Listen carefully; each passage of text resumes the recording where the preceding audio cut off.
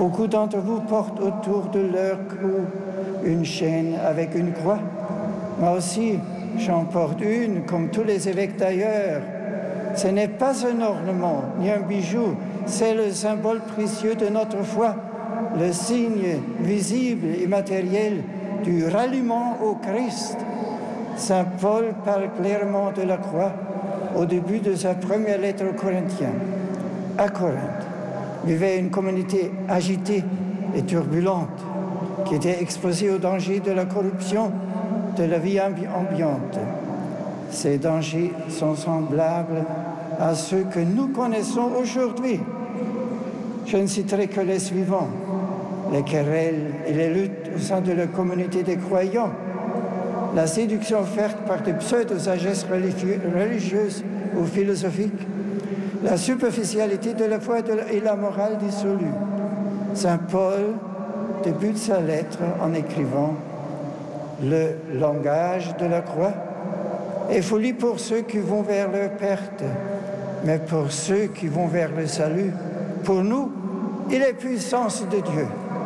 Puis l'apôtre montre l'opposition singulière qui existe entre la sagesse et la folie, selon Dieu et selon les hommes. Il en parle lorsqu'il évoque la fondation de l'Église à Corinthe et au sujet de sa propre prédication. Il conclut en insistant sur la beauté de la sagesse de Dieu que le Christ et à sa suite ses apôtres sont venus enseigner au monde et aux chrétiens. Cette sagesse mystérieuse et demeurée cachée nous a été révélée par l'Esprit, car l'homme, dit saint Paul, lui qui n'a pas que ses forces d'homme, ne peut pas saisir ce qui vient de l'Esprit de Dieu. Pour lui, ce n'est que folie. Il ne peut pas comprendre, car c'est par l'Esprit qu'on en juge. L'Esprit ouvre l'intelligence humaine à de nouveaux horizons qui la dépassent. Il lui fait comprendre que l'unique vraie sagesse réside dans la grandeur du Christ. Pour les chrétiens, la croix symbolise la sagesse de Dieu et son amour infini révélé dans le don salvifique du Christ mort et ressuscité pour la vie du monde, pour la vie de chacun et de chacune d'entre vous en particulier. Puis cette découverte d'un Dieu qui s'est fait d'homme par amour, cette découverte bouleversante, vous invite à respecter, à vénérer la croix. Elle est non seulement le signe de votre vie en Dieu et de votre salut, mais elle est aussi le témoin muet des douleurs des hommes. Et en même temps, l'expression unique et précieuse de toutes leurs espérances. Chers jeunes, je sais que vénérer la croix attire aussi parfois la raillerie et même la persécution. La croix compromet en quelque sorte la sécurité humaine, mais elle affermit aussi et surtout la grâce de Dieu et confirme notre salut. Ce soir, je confie à vous la croix du Christ. L'Esprit Saint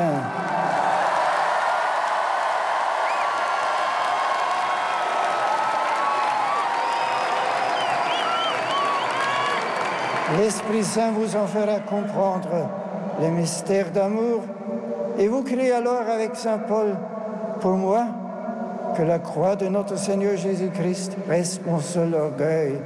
Par elle, le monde est à jamais crucifié pour moi, comme moi pour le monde.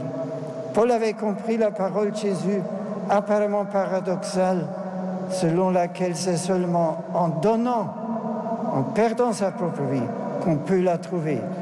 Il en avait conclu que la croix exprime la loi fondamentale de l'amour et la formulation parfaite de la vraie vie.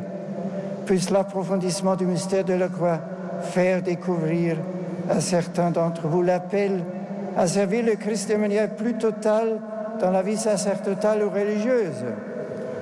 Il est temps maintenant de commencer la veillée de prière pour laquelle vous vous êtes rassemblés ce soir. N'oubliez pas les deux trésors que le pape vous a présentés ce soir, l'Esprit Saint et la croix. Je voudrais, pour conclure, pour dire encore une fois que je vous fais confiance, chers jeunes. Et je voudrais...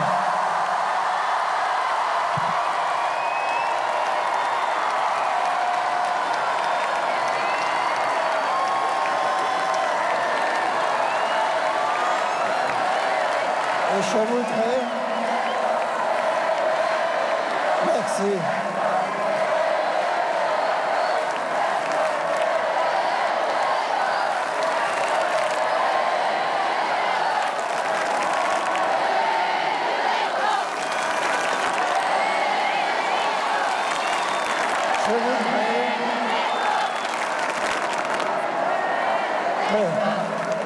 Je voudrais que